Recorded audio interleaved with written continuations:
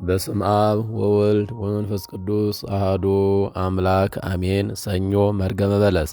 በዚህ ዕለት የተፈጸመውን ታሪክ ወንጌላዊ ማቴዎስ ሲናገር፣ በማለዳውም ወደ ከተማ ሲመለስ ተራበ። በመንገድም አጠገብ በለስ አይቶ ወደ እርሷ መጣ።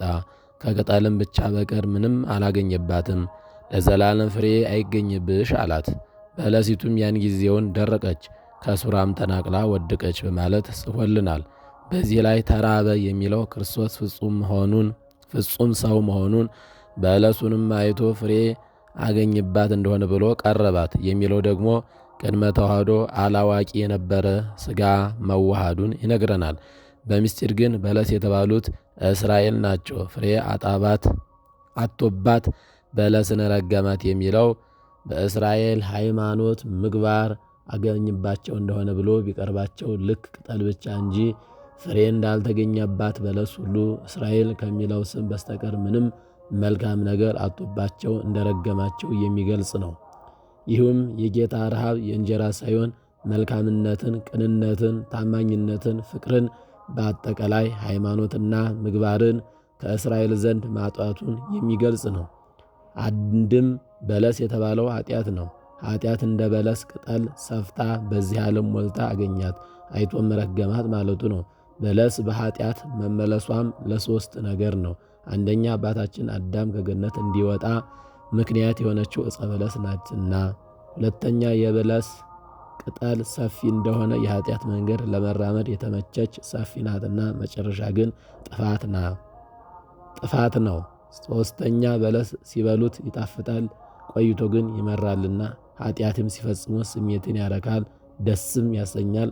ፍጻሜው ግን ሞትና መከራ ያለበት መራራ ሕይወት ነው። ኢየሱስ ክርስቶስ በዮሐንስ ወንጌል ምዕራፍ 1 ቁጥር 49 ላይ ለናትናኤል ፊልጶስ ሳይጠራህ በፊት ከበለስ በታች ሳለህ አውቅሃለሁ ብሎት ነበር። አባባሉንም ሊቃውንተ ቤተ ክርስቲያን ሲያብራሩ ኃጢአት ሰርተ በበለስ ስር ተሸሽገ ሳለህ አውቅሃለሁ ማለት ነበር። ናትናኤል ሰውን ገድሎ በበለስ ስር ደብቆ ነበርና፣ ስለዚህ በለስን መርገሙ ኃጢአትን መርገሙ ነው። ከስሯ ተነቅላ ወደቀች የሚለው በበለስ ምክንያት የመጣችውና ከአዳም ጀምሮ በዘር ስትተላለፍ የቆየችው ጥንተ አብሶ ከስሯ ተነቅላ መጥፋቷን ለማጠየቅ ነው። አንድም በለስ የተባለ የሰው ልጅ ነው።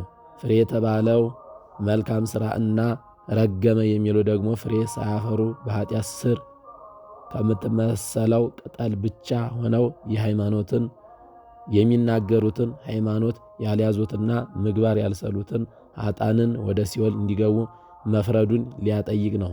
መልካም ፍሬ የማያደርግ ዛፍ ሁሉ ይቆረጣል፣ ወደ እሳትም ይጣላል እንዲል ማቴዎስ ምዕራፍ 7 ቁጥር 19። አንድም በለስ የተባለችው ኦሪት ናት። ኦሪት ሕግና ስርዓት ነበራት። የማይጠብቁትን መቅጫ ከመሆን ውጭ ለመዳን ምክንያት አልነበረችም።